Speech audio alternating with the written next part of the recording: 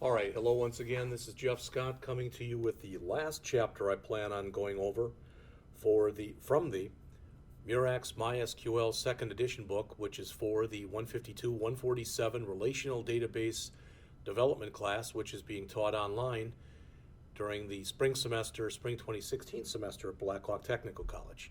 You'll notice that the last chapter, just so you know, is on views. And what I've done is I've gone and brought up the CreateView syntax page from the reference manual, okay? And I'm not going to go over any of it, but just again to show you that the focal point, when I want to know everything there is to know about something, is to hit the manual and hit it hard. All right. This is a short chapter.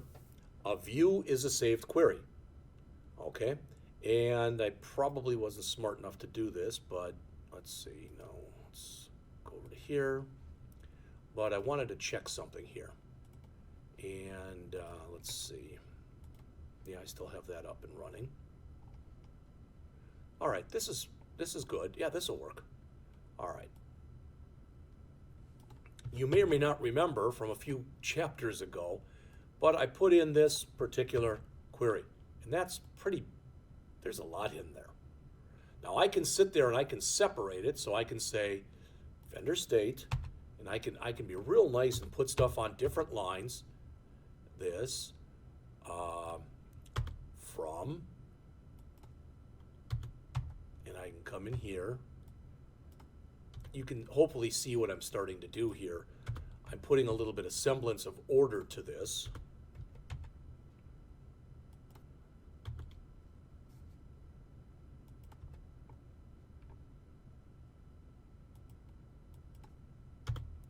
So I can take a look at what's here, and it actually, to me at least, maybe not to you, but to me, it makes pretty much sense over what I'm trying to do. All right? But if I'm constantly keying in this particular query, the chances of me doing it and not making mistakes aren't very good. So what do? Well, I can grab the query, I can copy it to the clipboard, and I can throw it in here. Well, that's one thing I can do, and that'll work. Then I do have it available for me whenever I need it. But to make it even simpler than that, I can take this, I can grab all of this information that I put in here, and I can say create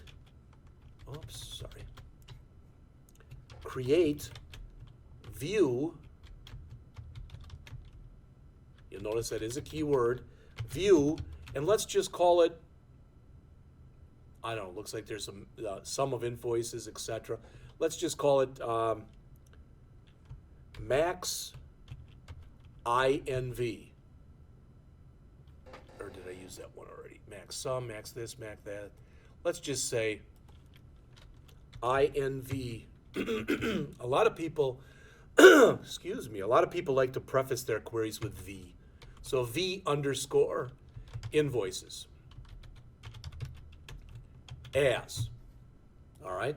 So I've added this new line here, create view V underscore invoices as, and now I've got the rest of my query here. So, and it comes back and it says, views select contains a subquery, so it doesn't want me doing that. So it's not going to let me create a view on it because there's a subquery in here. All right, so that was a bad example to show you. But you know what? I could sit there and stop the tape now and restart it. I don't feel like doing that. So let's do this. All right. Notice we've got the vendor table here. So let's say that I'm constantly typing in this query. Select vendor ID, vendor name, vendor city. Again, I'm making all this up. Vendor state, vendor contact last name,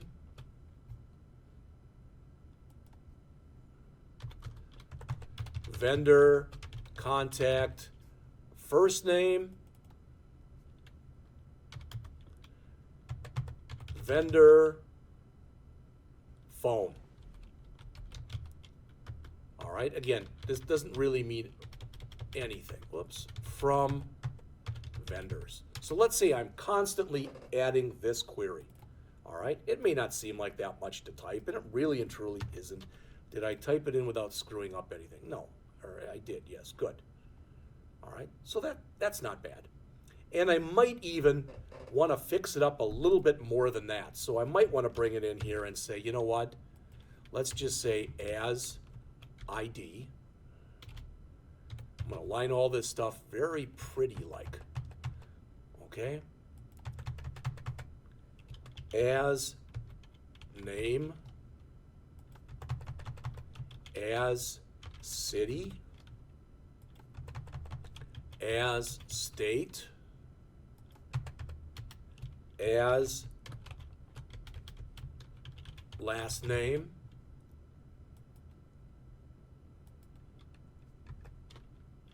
as first name, as phone. Okay? All right. And the only reason I did that, and you'll see it right now, is so that hopefully I can see more of it on the screen. All right, so there's everything. That's good. That looks nice. I like the way this looks. I've got decent enough names here, etc. But I'm always keying in this query. So what I should be able to do is say create view, and I'm going to call it V for view underscore vendors as. All right. This should work. Again, unless I keyed something in incorrectly and I didn't see anything that looked incorrect. So there it is. It says it returned an empty set, 0 rows. Create that as select. Ah.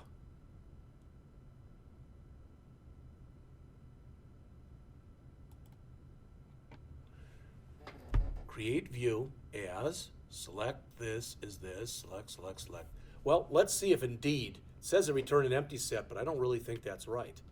So let's select star now from the underscore vendors and see if I get anything. And there's my information. So quite often, and for some reason it did save my names and stuff. Oh, it gave me all that stuff that I really don't want. So, but you'll notice if we look over here, if I try to bring this down, etc., and try to move that over a little, that I can see everything. I've got the information. So bottom line, and I'm doing a very poor job of explaining what I'm trying to tell you, and that is you create views for various reasons. One of the main reasons that you create a view is you want to make it easier for if you've got queries that you key in often, you want to be able to save the query as and name it as a view and then just say select star from the view. So a view consists of a select statement that's stored as an object in the database. The tables referenced in the select are called the base tables. When you create a view, you can refer to the view anywhere you would normally use the table. Although a view behaves like a virtual table, it doesn't store any data. That's why it came back and said there was nothing in it. Instead, it refers back to its base tables. A view can also be referred to as a viewed table because it provides a view to the underlying tables. So they mention in here why you might want to use views. Design independence. This is 357. Views can limit the exposure of tables to external users and applications. As a result, if the design changes, you can modify the view as necessary so users who query the view don't need to be aware of the change. I always go back to a simple example, something like this.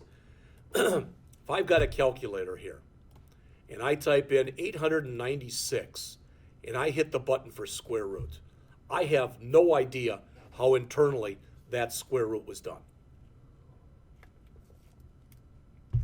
But if the person or the company that makes this calculator, be it Microsoft or someone else, comes up with a new way to create a square root that gives me the answer even faster, as long as I still do this and hit this, even if under the hood, the way that this is done is changed because it was done with design independence, I'm not the wiser. So as long as my view of it doesn't change, you can change. So my view, which is also called the interface, as long as the interface doesn't change, I can change the implementation, which is what happens under the hood any way I want. All right, data security. I can restrict access to some people so they have, for example, only select access. So they can look at the data, but they can't change it. Again, I go back to the examples I've given of a bank teller versus a personal banker and what one can do as opposed to what the other can do. Simplified queries, just showed you that. Updatability rather. With certain restrictions, views can be used to update, insert, and delete data from a base table. So you can create a view based on almost any select statement. So you can have views that join tables, summarize data, use subqueries. For some reason it didn't like what I was doing, so we'll take a look at it maybe a little bit later. The create view syntax is shown here, and again, also here. So you can set up a view to do almost anything. You use the create view statement to create the view. You can add or replace. So if there is a view by that name, it'll be replaced. If you name the columns of a view in the create view statement, you have to name all of the columns. In contrast, if you name the columns in the select clause, you only name the ones that they need to rename. Don't worry about that because you shouldn't be doing a lot of renaming anyway. You can create a view that's based on another view rather than on a table. That's known as a nested view. You can also views, and with some restrictions, views are updatable. Now there are restrictions and they're shown right here. The select list can't include a distinct clause. The select list can't include aggregate functions. That's what I had before. The select statement can't include a group by or a having. And the view can't include a union. But other than that, you can create views that do a heck of a lot of stuff and create updatable views. And again, an updatable view is a view that can be used in an insert, update, or delete statement to update the data in a base table. If the view isn't updatable, it's called a read-only view. The requirements for coding updatable views must be more restrictive than for coding read-only views because, again, you might be changing the underlying data. So MySQL must be able to unambiguously determine which base tables you're using and which columns are going to be affected. All right? And there's plenty of examples in here. There's a check option clause. If you don't include a with check option clause when you create a view, a change that you make through the view can cause the modified rows to no longer be included in the view. But if you put with check option, you'll get an error if you try to remove something.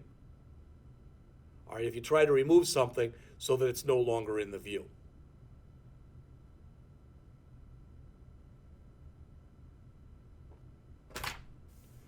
That pretty much, I believe, is it.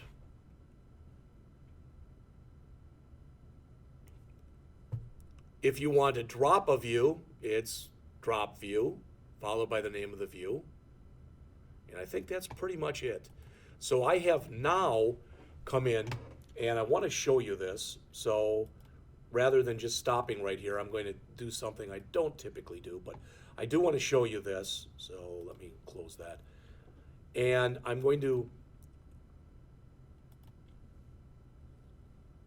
quickly, hopefully, go into Blackboard And right now for this class, if you do go out and into the class here, what is out here is the syllabus and the MySQL Workbench tutorial and the PHP MyAdmin tutorial. What's going to be there in just a minute, in fact, I'll do it right now so I don't forget. And I'm going to call this various MySQL related articles. And this is going to be zipped. I think I spelled articles wrong there. All right. So browse my computer, go back to here. You know the drill by now. Take that articles, I'm going to zip that. And one of my files in there has got too long a name. So it's got to be one of the ones that's in here.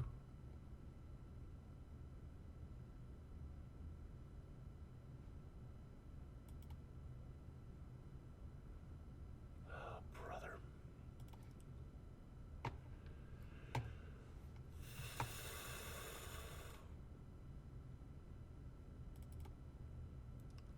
Well, let's just do this. I'll put that in, okay? You'll have to take my word for it. But what else is in there? All the videos. So these are, right now, there's just the 19 that I have for the PowerPoints. But just so you see this is my list. So this is all of the ones for the class.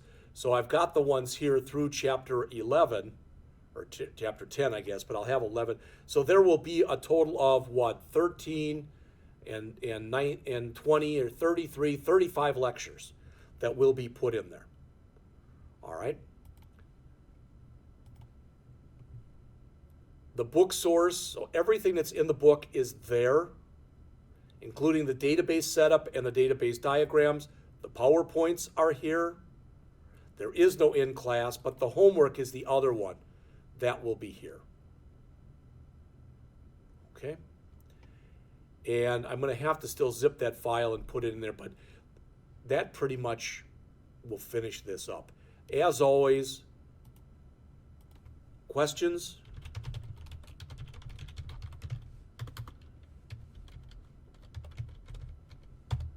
But please don't call if you can help it. Please email me if you have any questions. That should be it.